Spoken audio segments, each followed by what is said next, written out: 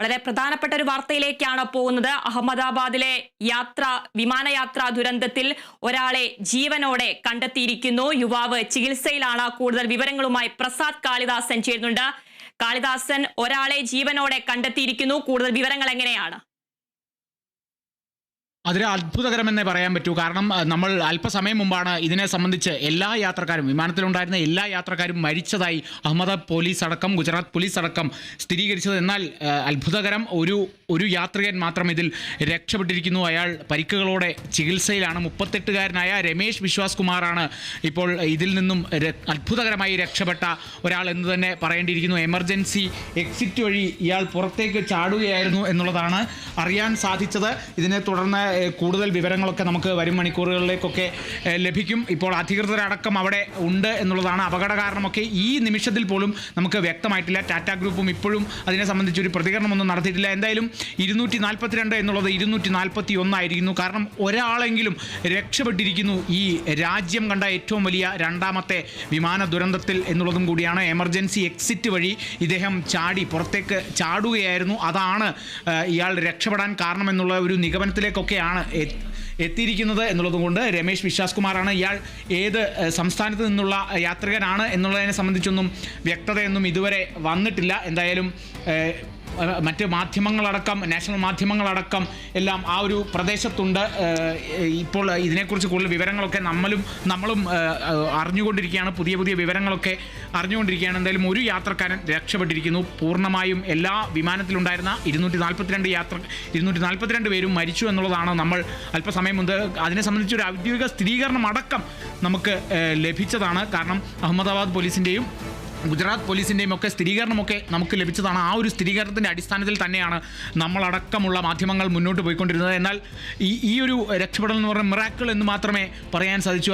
ഒരു miraculous escape എന്ന് തന്നെ പറയേണ്ടിയിരിക്കുന്നു. ആ ഒരു സമയത്ത് സമയോചിതമായി ഈ ഒരു വ്യക്തിക്ക് ഈ ഒരു എമർജൻസി എക്സിറ്റ് വഴി ചാടാൻ തോന്നിയതാണ് രക്ഷപ്പെടാൻ കാരണം എന്നുള്ളൊരു നിഗമനത്തിലേക്കൊക്കെ എത്തിയിരിക്കുന്നു. ഇപ്പോൾ ആശുപത്രിയിൽ ചികിത്സയിലാണ് ഈ വ്യക്തി. രമേശ് വിശ്വാസ് കുമാർ ആണ് ഇപ്പോൾ രക്ഷപ്പെട്ട ആ ഒരു 38-കാരനായ യുവാവ് എന്നുള്ളതും കൂടി പറയേണ്ടിയിരിക്കുന്നു. ഇയാൾ എന്തിനു വേണ്ടിയാണ് ഈ ഒരു യാത്ര തിരിച്ചത് എന്നുള്ളതൊക്കെ നമുക്ക് അദ്ദേഹം ഈ ഒരു ആരോഗ്യനില മെച്ചപ്പെട്ടതിന് ശേഷമൊക്കെ നമുക്ക് വ്യക്തത ലഭിക്കുകയുള്ളൂ. എന്തായാലും ഈ ഒരു വിമാന ദുരന്തത്തെ സംബന്ധിച്ച് യാത്രക്കാരുടെ ഒരു പ്രതികരണമൊക്കെ നമ്മൾ ആദ്യഘട്ടത്തിലൊക്കെ അവരുടെ ആരോഗ്യനിലയ്ക്ക് ശേഷം യാത്രക്കാരുടെയൊക്കെ ഒരു പ്രതികരണമൊക്കെ നമ്മൾ പ്രതീക്ഷിച്ചിരുന്നു. എന്നാൽ ഈ വിമാനത്തിലുണ്ടായിരുന്ന ആരും ജീവനോടെ ഇല്ല എന്നുള്ളൊരു സ്ഥിരീകരണമൊക്കെയാണ് നമുക്ക് ലഭിച്ചത്. അതുകൊണ്ട് തന്നെ എന്താണ് ഈ ഒരു ടേക്ക് ഓഫിന് ശേഷം ഈ വിമാനത്തിനുള്ളിൽ സംഭവിച്ചത്, യാത്രക്കാരുടെയൊക്കെ ആശങ്കകൾ എങ്ങനെയായിരുന്നു എന്നുള്ളതിനെക്കുറിച്ച് നമുക്കറിയാൻ ഒരു വഴിയുമില്ലായിരുന്നു. എന്നാൽ ഇപ്പോൾ ഈ ഒരു രമേശ് വിശ്വാസ് കുമാറിന് അദ്ദേഹത്തിൻ്റെ ആരോഗ്യനില മെച്ചപ്പെട്ടതിന് ശേഷം അദ്ദേഹം പ്രതികരിക്കുന്നതിനനുസരിച്ചിരിക്കും എന്തായിരുന്നു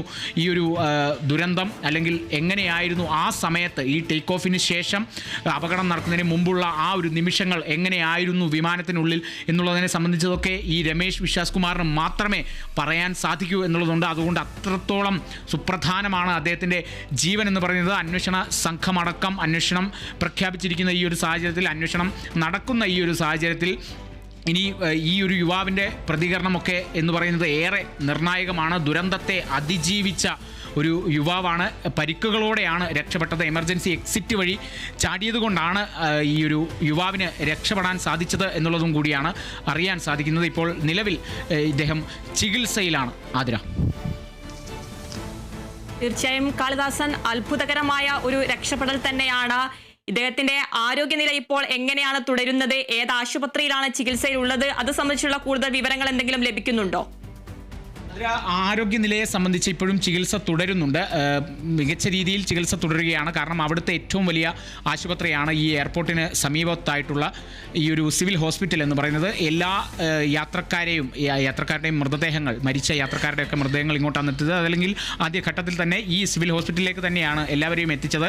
ഇവരെല്ലാം ഉൾക്കൊള്ളിക്കാനാവുന്ന, ഇവർക്കെല്ലാം ചികിത്സ നൽകാൻ സാധിക്കുന്ന തരത്തിലുള്ള സംവിധാനങ്ങളൊക്കെ അവിടെ ഉണ്ടായിരുന്നു. ഇപ്പോൾ ഈ ഒരു രമേശ് വിശ്വാസ് കുമാറിനും കൃത്യമായ ചികിത്സ നൽകി വരികയാണ്. ഗുരുതര പരിക്കുകളല്ല എന്നുള്ളതാണ് അറിയാൻ സാധിച്ചത്. അല്ലെങ്കിൽ ആരോഗ്യനില മെച്ചപ്പെടും വരും മണിക്കൂറുകളിൽ എന്നുള്ളതാണ് ഇപ്പോൾ അറിയാൻ സാധിക്കുന്നത്. വിശ്വാസ് കുമാർ, ഇപ്പോൾ ഈ ഒരു രക്ഷപ്പെട്ട വിശ്വാസ് കുമാർ രമേശിൻ്റെ ആരോഗ്യനിലയും മികച്ച രീതിയിൽ നിരീക്ഷിച്ച് വരികയാണ് ഹോസ്പിറ്റൽ അധികൃതർ.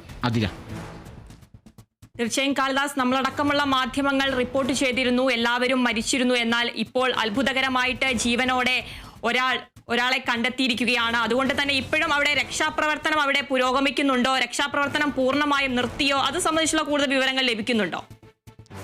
രക്ഷാപ്രവർത്തനത്തിനെ സംബന്ധിച്ച് രക്ഷാപ്രവർത്തനം ഏതാണ്ട് പൂർണ്ണമായിരിക്കുകയാണ്. പക്ഷേ ഈ ആശുപത്രിയിൽ എത്തിച്ച ശേഷമാണ് ഇദ്ദേഹത്തിൽ ജീവനുണ്ട് അല്ലെങ്കിൽ ഇദ്ദേഹത്തിന് ജീവനുണ്ട് എന്നുള്ളതൊക്കെ കണ്ടെത്തിയത് എന്നുള്ളതാണ് നമുക്ക് ലഭിക്കുന്ന ചെറിയ സൂചനകൾ എന്ന് പറയുന്നത്. അതിൽ നമുക്കൊരു സ്ഥിരീകരണമോ വ്യക്തതയോ ഒന്നും വന്നിട്ടില്ല. എന്തായാലും ആശുപത്രിയിൽ എത്തിച്ചു, അയാൾ ആശുപത്രിയിലുണ്ട്. ഈ വിശ്വാസ് കുമാർ രമേശ് ആശുപത്രിയിലുണ്ട്, ചികിത്സ നൽകി വരുന്നുണ്ട്.